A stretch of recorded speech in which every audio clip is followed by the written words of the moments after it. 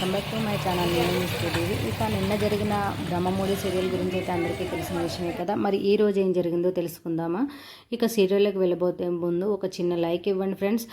ఇక ఈరోజైతే అప్పు కళ్యాణ్ హాస్పిటల్ నుంచి నడుచుకుంటూ ఇంటికి అయితే వెళ్తుంటారు. ఓ దొంగ సామంత్ పర్సు కొట్టయిపోతుంటే అప్పు చూస్తుంది.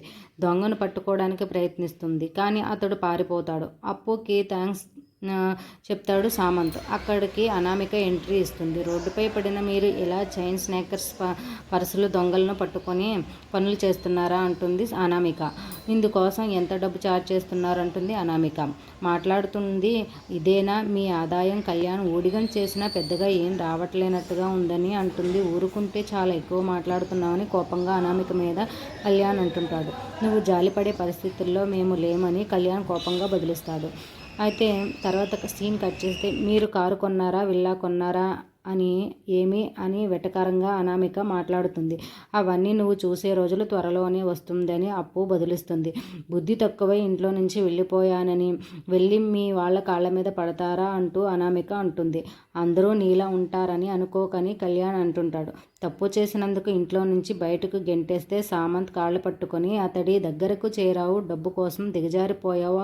బతకడం నీకు తెలుసు కావచ్చు, కానీ కష్టపడటం మాత్రమే నాకు వచ్చని కళ్యాణ్ అంటుంటాడు.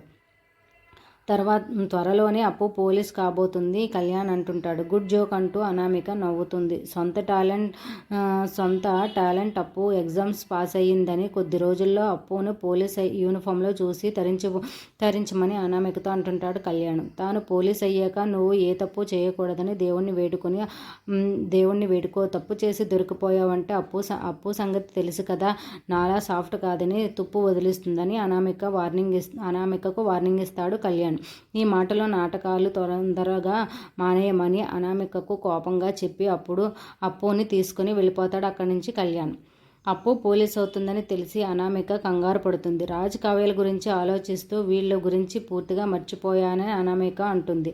వీళ్ళ సంగతి తర్వాత, రుద్రాని పంపించిన డాక్యుమెంట్స్ సంగతి చూడమని సామంత్ అంటుంటాడు. అనామిక పంపించిన డాక్యుమెంట్స్ని తీసుకుని ధాన్యలక్ష్మికి ఇస్తుంది రుద్రాని. అవుట్ హౌస్ను 10 కోట్లకు రాజ్ కావ్య తాకట్టు పెట్టినట్లు డాక్యుమెంట్స్లో ఉందని, మనల్ని తెలివి తక్కువ వాళ్ళని చేస్తూ రాజ్ కావ్య డబ్బుల్ని దాచుకుంటూ జల్సాలు చేస్తున్నారని ధాన్యలక్ష్మికి రెచ్చగొడుతుంది రుద్రాని. ఆస్తులు వాటా ఇవ్వకపోగా ఇప్పుడు అప్పుల్లో వాటాలు అడిగేలా ఉన్నారని అంటుంది. అసలు అవుట్ హౌస్ ఎందుకు తాకట్టు పెట్టారో కూపీ లాగితే అన్ని విషయాలు బయటకు వస్తాయని ధాన్యలక్ష్మి అంటుంది రుద్రానితో. ఇక కావ్య రాజ్ ఆఫీస్కి రెడీ అవుతుంటారు. రాజ్ ఆలస్యం చేయడంతో అతడిపై కావ్య విరుచుకుపడుతుంది. నువ్వు హాస్టల్ వార్డెన్గా తయారయ్యావు నా కావ్యతో కోపంగా అంటుంటారు రాజు. ఈ బాధ్యతల వల్ల 3 తిట్లు 6 చివాట్లు నా జీవితంలో మారిపోయిందని కావ్య అంటూ బదులిస్తుంది.